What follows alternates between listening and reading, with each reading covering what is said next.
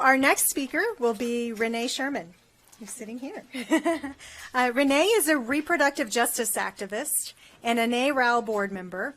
I first heard about Renee from an article that she wrote in Refinery 29 that blew me away, and I used it to recruit people and funds for NARAL myself because I thought it was so great. She's the author of Saying Abortion Aloud, Research and Recommendations for Public Abortion Storytellers and Organizations. She's also the co-author of Speak Up and Stay Safer, a multilingual digital guide on handling online harassment. So I'll turn it over to Renee.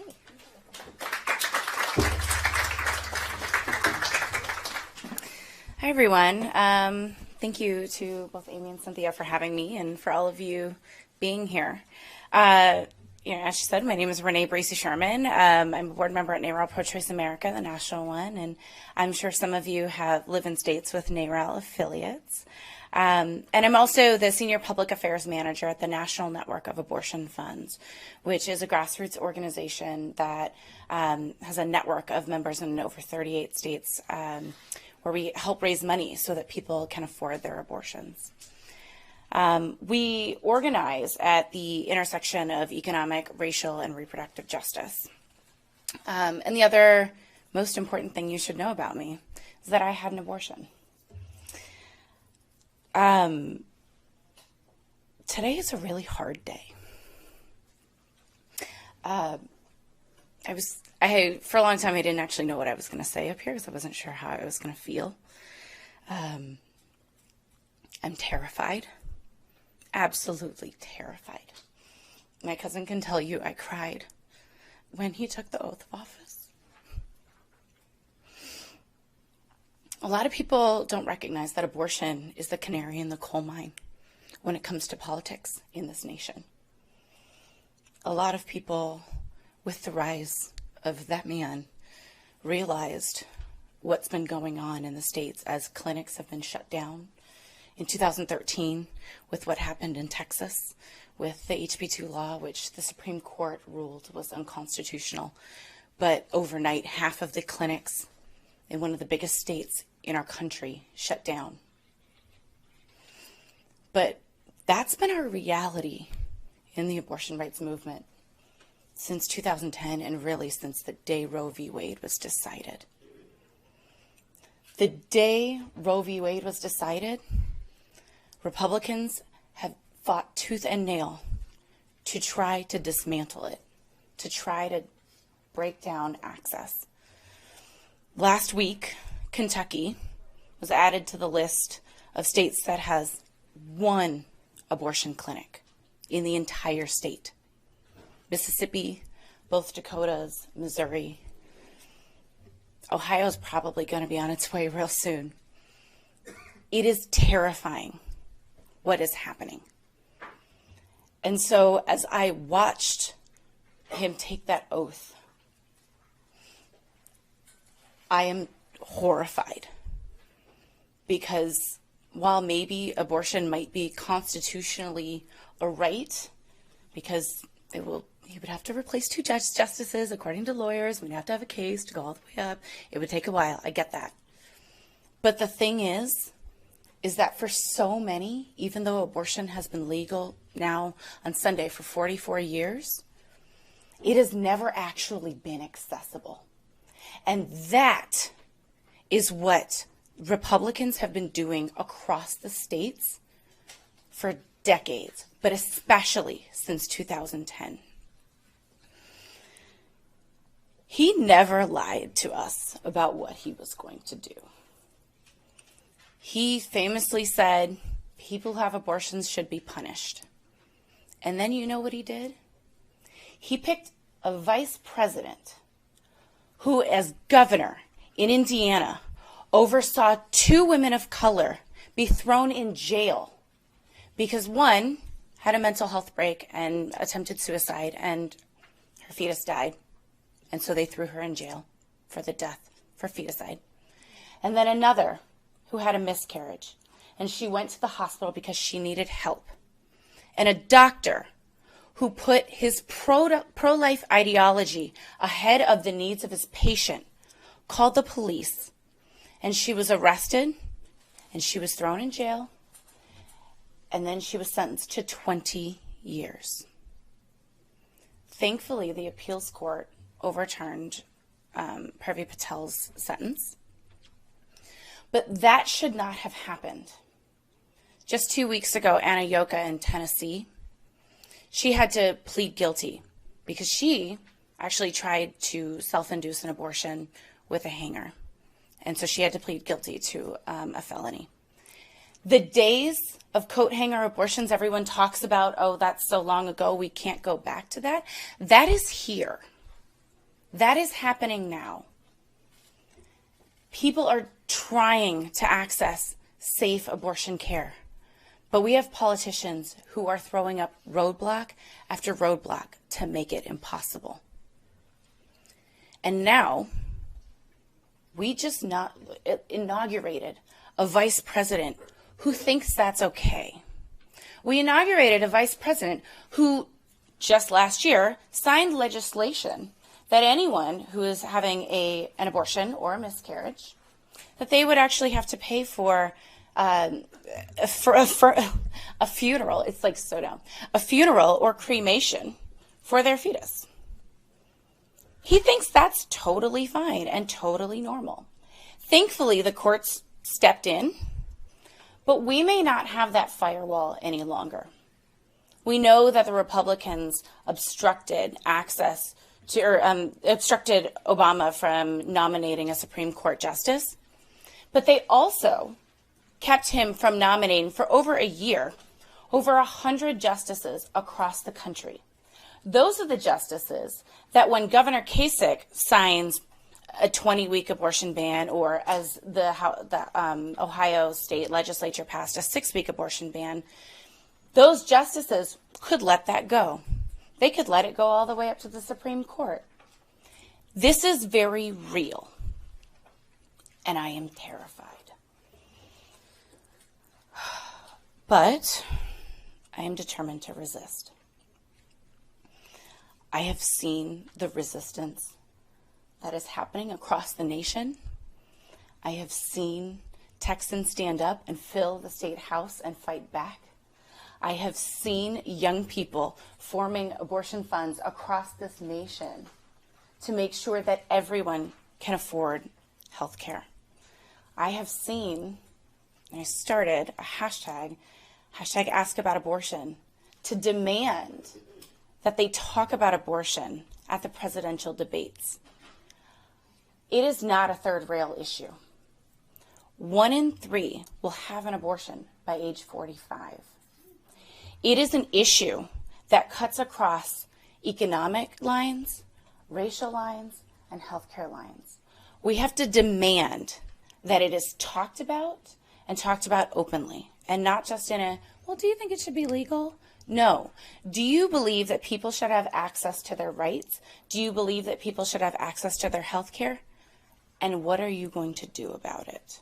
We have to push our politicians to speak clearly about what they're going to do. We cannot allow them to just say, yeah, I think it should be legal, because it is legal. And several states have 1 clinic. People are having to drive across state lines or take planes just to get a 5-minute procedure.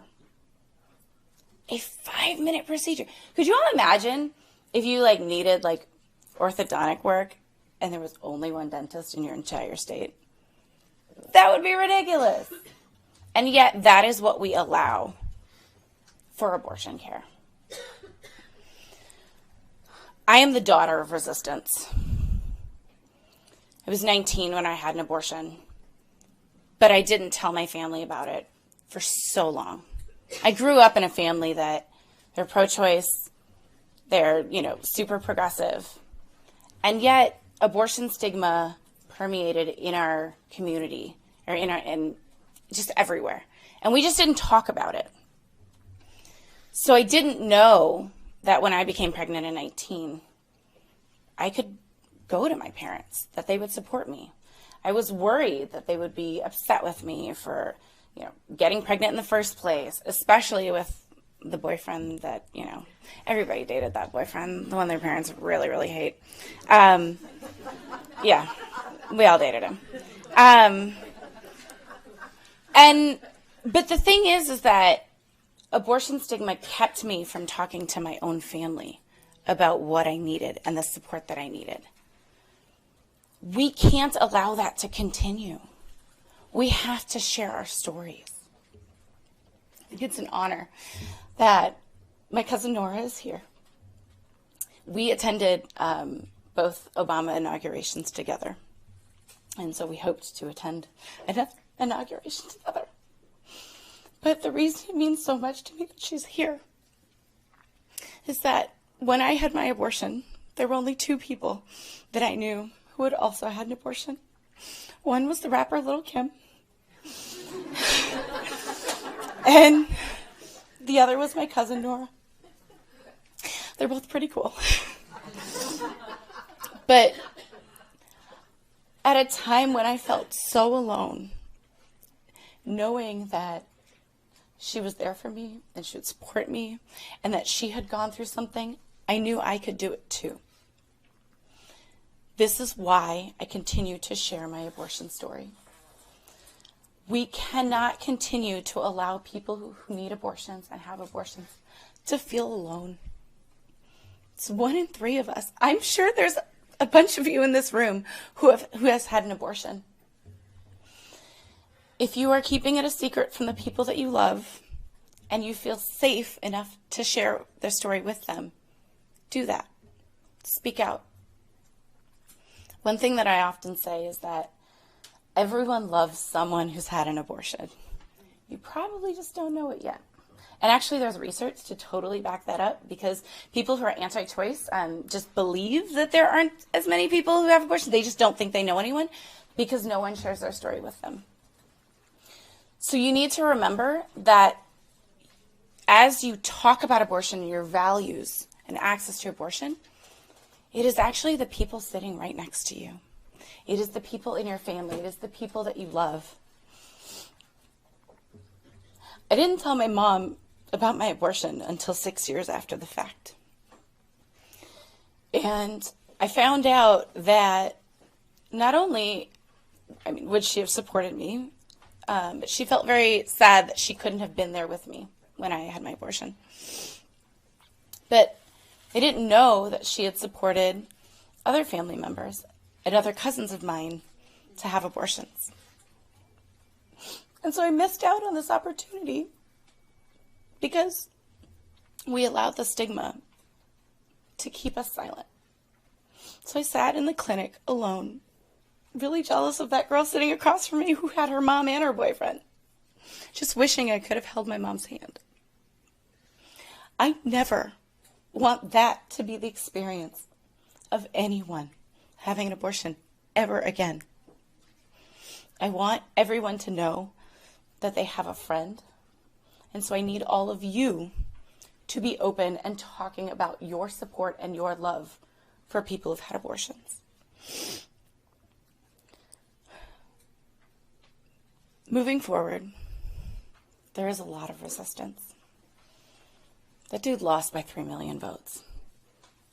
3 million votes. And then a whole bunch of people didn't even vote. There is resistance against him. We have to fight back in the states. Abortion access is being decimated. We have to fight back to ensure that not only do these laws not become laws, but they're not even talked about. We have to shame the politicians who are putting forward laws that are saying the Black Lives Matter or All Lives Matter Act, not because he cares about the Black Lives Matter movement, because he wants to give personhood to fetuses, yet will do nothing, say nothing about the young Black children who are being gunned down by police officers in his community. We have to call them out on their hypocrisy.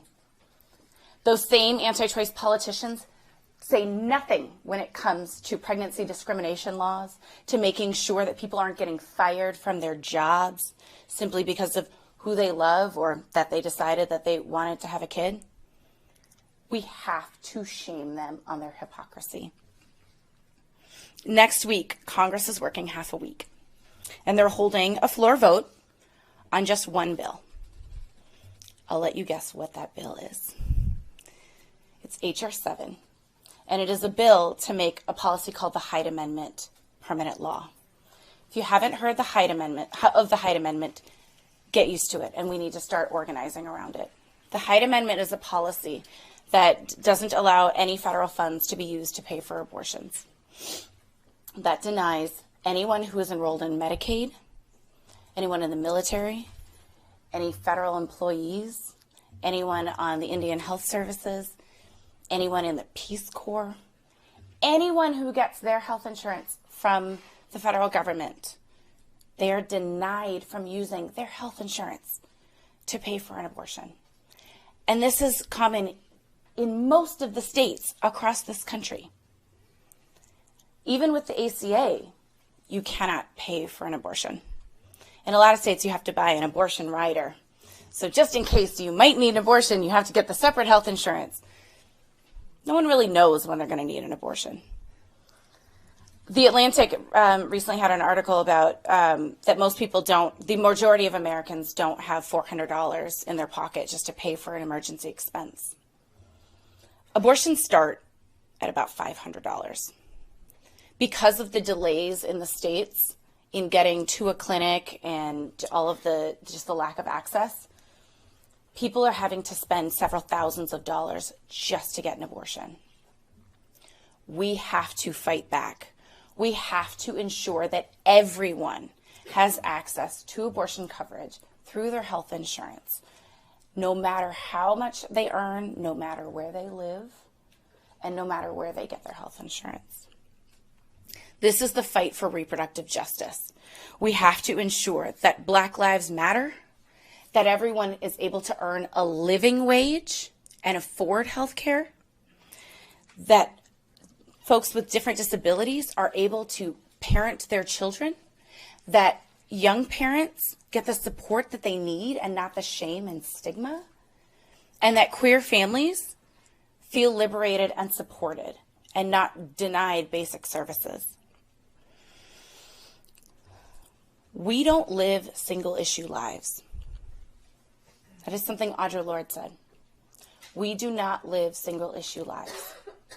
We cannot organize on single-issue movements. If you care about abortion rights, you have to care about living wages. You have to care about racial justice. You have to care about disability justice. We have to be public with our love and with our support for abortion access. So what I'm asking you all to do, to go out, is just to be open and honest and be public with your love. Because if you love someone who's had an abortion, make sure you show it, not just to them, but remind your politicians. I am voting because you are going to put policies in place that are going to hurt someone that I love who has had an abortion. Thank you.